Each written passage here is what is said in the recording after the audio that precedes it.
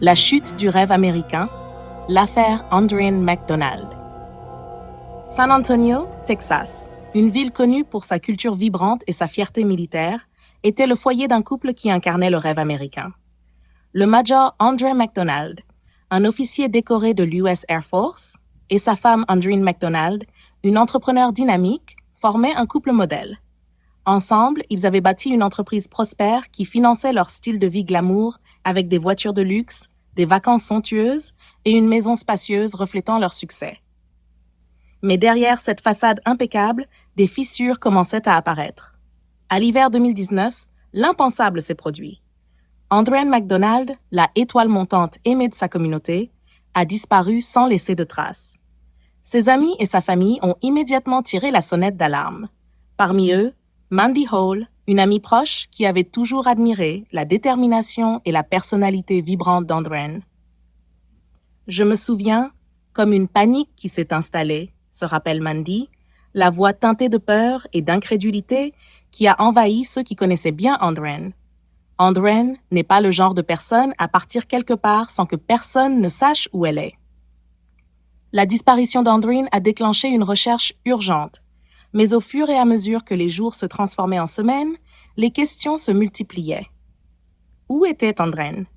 Et plus troublante encore, quel rôle avait joué son mari, le Major Andren McDonald, apparemment dévoué dans son absence soudaine? À mesure que les enquêteurs dénouaient les fils de la vie des McDonald, un récit glaçant a commencé à se dévoiler. Un récit de tensions domestiques, de disputes croissantes et d'un mariage qui avait sombré dans une fin toxique et mortelle. Les images de surveillance, les relevés de cartes de crédit et une série de recherches Internet inquiétantes ont révélé un complot sinistre. Les traces de sang de la trahison, l'affaire Andren McDonald. C'était un après-midi tranquille du 1er mars 2019 dans une communauté résidentielle haut de gamme de San Antonio, au Texas, un quartier où des maisons luxueuses bordaient des rues impeccablement entretenues et où les familles se sentaient en sécurité derrière les portails de leur résidence. Mais ce jour-là, une atmosphère lourde planait alors qu'un adjoint du shérif du comté de Bexar s'approchait de la maison des McDonald.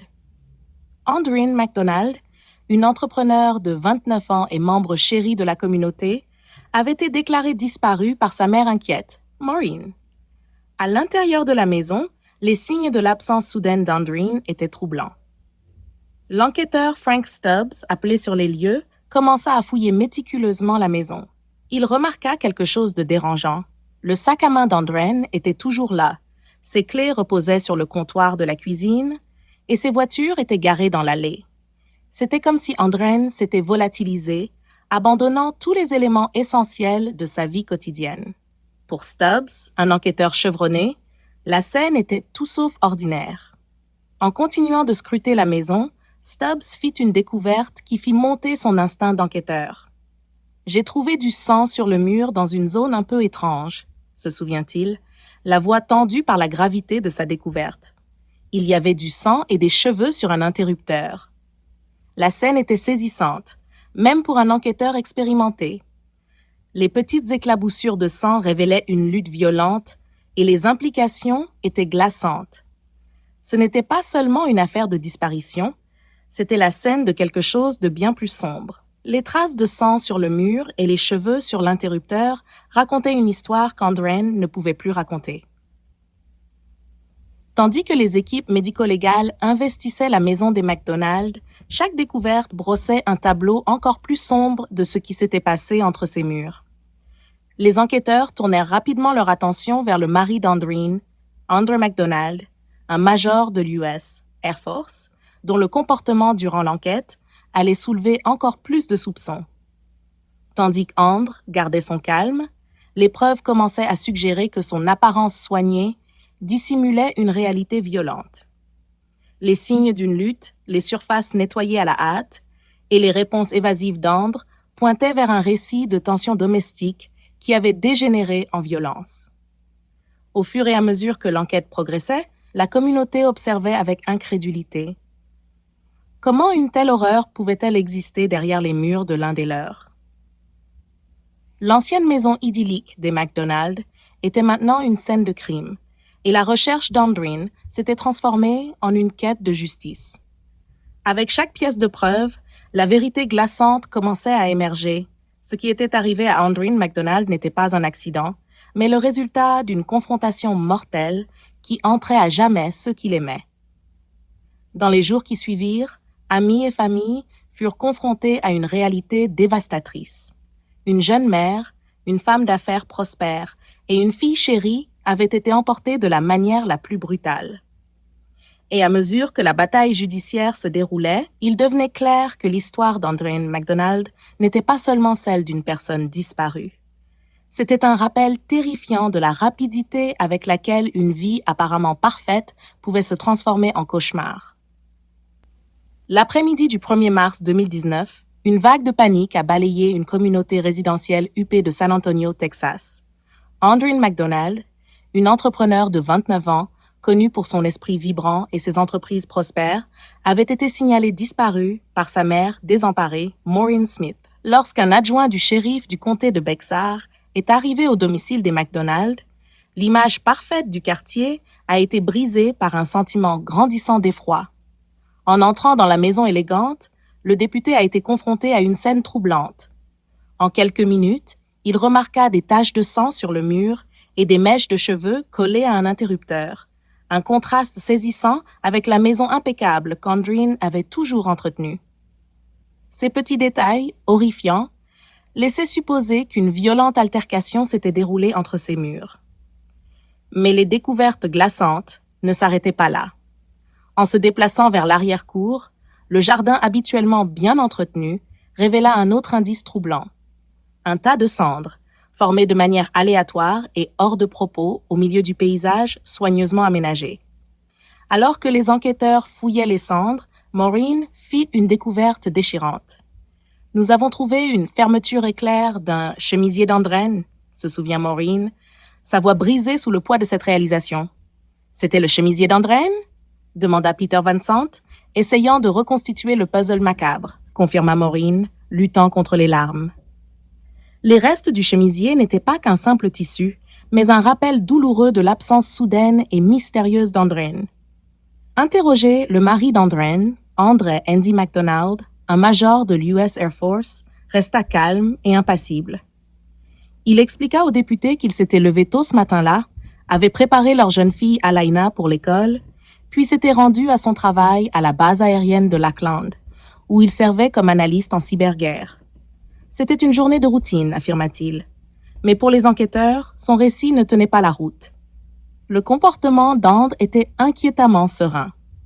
Alors que la maison et le jardin portaient les signes d'une lutte, il parlait avec le détachement d'un homme qui suivait simplement une routine. Pour le monde extérieur, Andre était un père dévoué et un officier respecté. Mais derrière les portes closes, le tas de cendres, les taches de sang et les traces des vêtements d'Andrine racontaient une histoire bien plus sinistre. À mesure que l'enquête s'intensifiait, les explications d'Andre commençaient à se déliter. La communauté, autrefois captivée par le succès de la famille McDonald, observait avec stupéfaction, tandis que l'affaire se transformait en un enchevêtrement de mensonges, de trahisons et de violences. Que s'était-il passé dans les heures avant la disparition d'Andrine? Et pourquoi son mari semblait-il si étrangement calme face à des preuves aussi accablantes? La maison des McDonald, autrefois symbole de réussite et de famille, était devenue le théâtre d'un sombre mystère. Un mystère qui laisserait amis, famille et toute une communauté aux prises avec une vérité terrifiante. Et alors que la recherche d'Andrine se poursuivait, une question restait plus pressante que toutes les autres. L'homme qui avait promis de l'aimer et de la protéger avait-il été celui qui l'avait trahi de la manière la plus inimaginable? La disparition d'Andrine McDonald. L'enquête sur la disparition d'Andrine McDonald a pris un tournant inquiétant lorsque Maureen Smith, la mère d'Andrine, a fait une découverte glaçante. En fouillant dans les cendres d'un tas de brûlis improvisés dans le jardin des McDonald, Maureen a aperçu quelque chose qui lui a glacé le sang. Une fermeture éclair. Nous avons trouvé une fermeture éclair d'un chemisier d'Andrine, se souvient Maureen, la voix lourde de chagrin et de désarroi. C'était le chemisier d'Andrine? demanda Peter Van Sant, tentant de saisir la gravité de ses paroles, confirma Moraine, sa voix se brisant alors que la réalité de l'absence de sa fille devenait de plus en plus sombre. Au milieu des soupçons croissants, André Andy MacDonald, le mari d'Andrine, tenta de garder son sang-froid. Il expliqua aux adjoints qu'il avait suivi sa routine habituelle ce matin-là. Se lever, préparer leur jeune fille Alaina pour l'école, puis se rendre à son travail à la base aérienne de Lackland, où il travaillait comme analyste en cyberguerre. Mais lorsqu'il apprit qu'Andrine avait disparu, Andre affirma qu'il s'était précipité chez lui, paniqué. Cependant, Andre ne resta pas longtemps. Poussé par une intuition, il quitta à nouveau la maison, soupçonnant qu'Andrine, qui souffrait souvent de migraines sévères, avait pu se rendre dans un hôpital à proximité pour se faire soigner. Ses actions étaient rapides et semblaient motivées par l'inquiétude, mais quelque chose dans son comportement ne collait pas. L'enquêteur principal, Frank Stubbs, examina les images de surveillance de l'hôpital, espérant y trouver des réponses. La vidéo granuleuse montrait Andre franchissant les portes de l'hôpital, le visage marqué par l'urgence. Sur cette bande, il entre, on le voit, demandant pour MacDonald, et ils lui disent qu'il y a quelqu'un dans la chambre 3 nommé MacDonald, expliqua Stubbs. Cela semblait être une percée dans l'affaire, un moment d'espoir qu'Andrine soit en sécurité. Mais cet espoir fut de courte durée. Lorsque André retourna chez lui, il annonça à la famille et aux adjoints qu'il avait retrouvé Andrine à l'hôpital. Pourtant, des doutes surgirent rapidement lorsque l'adjoint sur place décida de vérifier les affirmations d'Andre. Un coup de téléphone à l'hôpital confirma leur pire crainte. La personne nommée MacDonald qui avait été admise n'était pas Andrine. C'était quelqu'un d'autre, et le mystère de la disparition d'Andrine restait entier. Confronté à la situation, les explications d'Andre devinrent encore plus floues. Il prétendit être rentré chez lui avant de voir Andrine parce qu'il avait oublié son téléphone portable et qu'il voulait prévenir Maureen qu'il avait prétendument retrouvé sa fille. L'histoire était confuse, pleine d'incohérences, qui ne firent qu'intensifier les soupçons des enquêteurs. Le shérif Javier Salazar du bureau du shérif du comté de Bexar écouta attentivement, notant comment le récit d'André continuait de changer, chaque version soulevant plus de questions qu'elle n'en résolvait. Pour Salazar et son équipe, le comportement d'Andre n'était pas seulement étrange, c'était un réseau de tromperies soigneusement tissé. Chaque heure qui passait rendait le dossier contre Andre MacDonald de plus en plus accablant. Ce qui avait commencé comme une recherche désespérée d'une femme disparue se transformait lentement en un récit de mensonges, de manipulation et de trahison. Les pièces du puzzle ne s'assemblaient pas, et les enquêteurs devaient démêler le récit tordu construit par un homme dont le calme apparent masquait une vérité bien plus sombre. Alors que la recherche d'Andrine continuait, une question persistait. Le comportement erratique d'Andre MacDonald était-il dicté par la panique et la confusion, ou étaient-ce les actions calculées d'un homme cherchant à brouiller les pistes? La réponse révélerait finalement la réalité glaçante de ce qui était arrivé à Andrine MacDonald et exposerait la tromperie au cœur de sa disparition. À mesure que la recherche d'Andrine MacDonald s'intensifiait, le sentiment de crainte ne faisait que grandir. Le shérif Javier Salazar, du bureau du shérif du comté de Bexar, se souvenait du moment où l'espoir semblait à portée de main. Andre MacDonald, le mari d'Andrine, s'était précipité à l'hôpital sur une intuition, croyant que sa femme s'y trouvait, blessée mais vivante. Il avait des raisons de penser qu'elle était là et blessée dans une certaine mesure, se remémora le shérif Salazar. Mais cet espoir fut vite anéanti. La femme à l'hôpital n'était pas Andrine. C'était une impasse. Pour Maureen Smith, la mère d'Andrine, la nouvelle fut dévastatrice. Quand j'ai entendu ça, oh mon Dieu, j'étais tellement bouleversée. Je pensais juste qu'elle était quelque part où nous pouvions la retrouver, dit Maureen, la voix brisée. L'incertitude était insupportable, et la peur de l'inconnu grandissait de jour en jour. Pendant ce temps, la belle-mère d'Andrine, Jackie Hearn, confrontait ses propres angoisses depuis son domicile en Floride. Frénétique et désespérée, elle appelait sans relâche le téléphone d'Andrine, espérant, contre toute attente, une réponse. J'ai déjà appelé le téléphone d'Andrine 1 millier de fois, disant « Andren, quoi qu'il en soit, s'il te plaît, rappelle-moi, supplia Jackie. Mais il n'y avait que le silence. Ce qui hantait tout le monde, c'était le simple fait qu'Andren MacDonald ne disparaîtrait jamais sans raison. Connue pour son sens inébranlable des responsabilités, elle était une mère, une épouse et une femme d'affaires dévouée. Andren était la dernière personne que l'on s'attendait à voir quitter sa vie sans explication. Elle était toujours fiable, toujours là pour sa famille et son entreprise, nota le shérif Salazar. Disparaître, ce n'était tout simplement pas dans sa nature. La détermination d'Andreen était visible dans tout ce qu'elle entreprenait. À l'âge de 22 ans, elle avait fondé Starlight Homes, une entreprise de soins assistés à San Antonio, avec une vision bien en avance sur son temps. Ambitieuse et déterminée, Andreen transforma sa passion en une entreprise florissante qui changea la vie de nombreuses familles. Peter Vincent demanda « Comment décririez-vous Andren ?» Andren était une visionnaire, répondit Andrew Russell, un proche ami d'Andrew MacDonald. Elle n'était pas seulement une rêveuse, elle agissait, elle réalisait les choses. Mais le succès d'Andren n'était pas le fruit de son seul travail. Elle avait un partenaire en son mari, Andre. Selon Russell, Andre avait fait de grands sacrifices pour aider à concrétiser le rêve d'Andren.